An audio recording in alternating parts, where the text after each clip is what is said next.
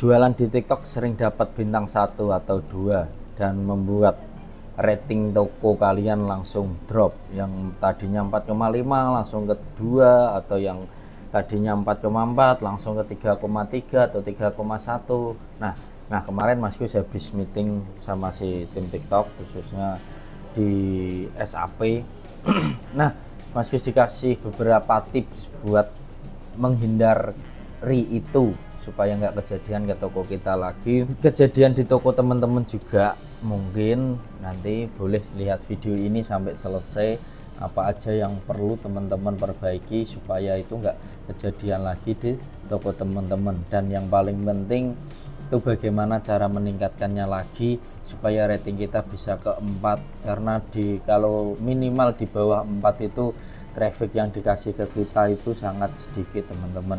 Beda sama yang performanya 4,4, 4,5, mungkin traffic atau pengunjung toko itu lebih banyak yang masuk gitu. Itu pun dari tim TikTok juga mengakuinya seperti itu. Nah karena itu simak video ini sampai selesai dan semoga bisa dapat ilmu yang bermanfaat juga dan bisa diterapkan juga ke toko teman-teman. Sebelum kita mulai, mungkin alangkah lebih baiknya Mas Gus coba minta tes dulu. Silahkan di subscribe yang belum subscribe, yang sudah subscribe tolong dibantu like-nya aja teman-teman, karena itu sangat membantu sekali membuat semangat Mas Gus buat kasih insight-insight baru, sudut pandang POV yang lain buat teman-teman seller yang baru mau jualan ataupun yang sudah berjualan khususnya di Shopee dan di TikTok. Oke teman-teman, skor atau rating toko itu apa? Ini teman-teman, ini adalah performa yang kita dapatkan, nilai kita ini setiap harinya diupdate. Contoh ini salah satu toko yang Mas Gus handle, ini sekarang 3,2, kemarin 3,4, sempat turun 0,2. Dan ini Mas Gus lagi punya project besar, yaitu bagaimana naikin toko ini, rating ini supaya bisa minimal banget bisa ke 4,0 lagi untuk dalam waktu 10 hari aja.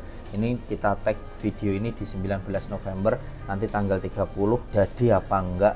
Nah itu apa itu nanti kita review lagi. Oke teman-teman, yang mempengaruhi ini apa aja Mas? Pertama adalah rating produk yang saya sampaikan di awal. Rating 1 atau 2 itu sangat berpengaruh sekali.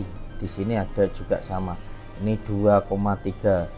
Ini yang menyumbang rating paling tinggi, anjloknya dari rating toko. Nah yang kedua, persentase pengembalian ini juga sangat tinggi. Ini sebenarnya murni bukan kesalahan dari Mas Gus atau dari tim yang punya toko ini, karena ini toko ini kena bom COD yang sempat Mas Gus buatkan video juga itu teman-teman, tokonya ini. Yang berikutnya adalah pemenuhan pesanan atau logistik, kecepatan pengiriman, terus tingkat pembatalan karena kesalahan penjual, itu juga masuk pemenuhan pesanan di sini teman-teman. Nah yang terakhir adalah pelayanan pembeli. Di sini meliputi tingkat keluhan pembeli, terus sama tingkat respon chat harus di bawah 12 jam. Di bawah 12 jam, dan di situ harus kita yang paling terakhir. Kalau di sini teman-teman masih ada yang chatnya customer biarkan aja, cobalah perbaiki supaya ini bisa 5,0.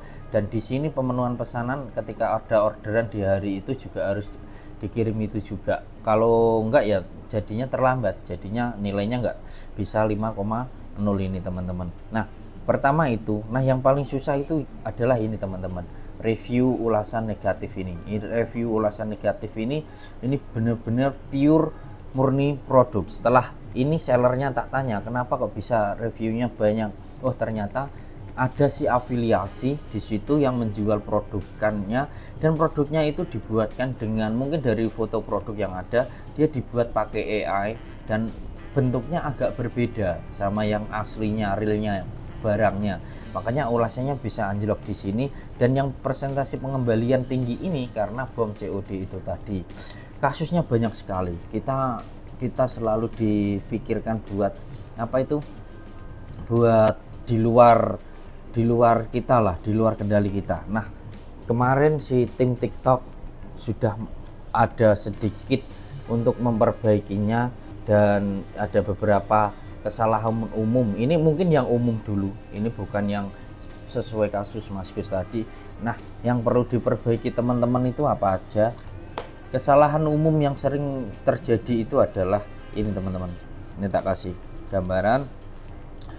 Pertama, mencatatkan produk yang tidak diperbolehkan. Itu kalau produk kasus tadi aman. Menggunakan kata-kata agresif kasus tadi juga aman. Mempromosikan produk tidak diperbolehkan seperti alkohol itu tadi juga aman.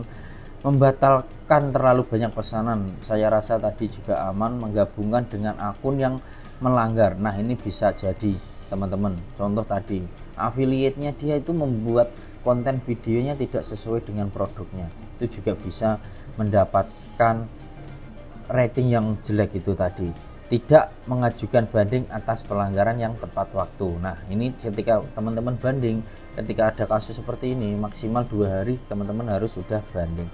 Dan tidak mengetahui titik pelanggaran tokonya di mana, ini yang paling sering, nggak tahu pelanggarannya di mana. Dan ini cara memperbaikinya teman-teman, bisa selalu periksa kebijakan produk, unggah yang valid dokumennya, terus gunakan bahasa yang hormat, tidak kesal, periksa daftar produk terlarang untuk mengunggah sebelum kita posting, menggunakan manajemen stok yang baik biar nggak ada pembatalan pesanan, pilih akun tertaut seperti afiliasi dengan hati-hati. Nah ini yang paling penting. Tadi kasusnya yang toko yang Mas Gus spill tadi, ini dia affiliate-nya terbuka dan si affiliate buat konten pakai AI tidak sesuai dengan produknya.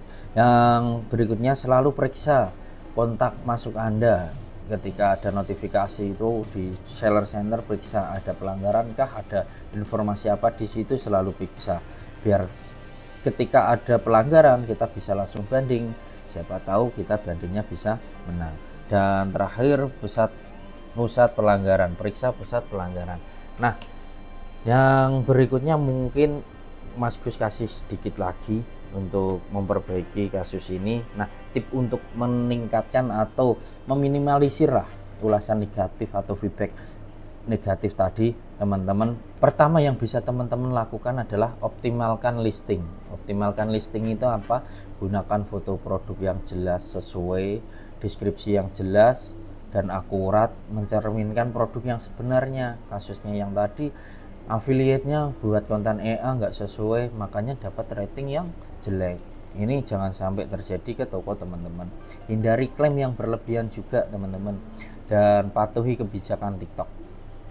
Terus untuk pengiriman yang penting gunakan kemasan yang tepat, terutama barang-barang yang mudah pecah. Yang mudah pecah itu jangan sampai barangnya pecah kalau ketika sampai, biar reviewnya tetap bagus. Periksa kembali jenis, ukuran dan jumlah barang yang sebelum dikirim. Biasanya kalau ada produk 2 dikirim 1 itu resikonya di situ.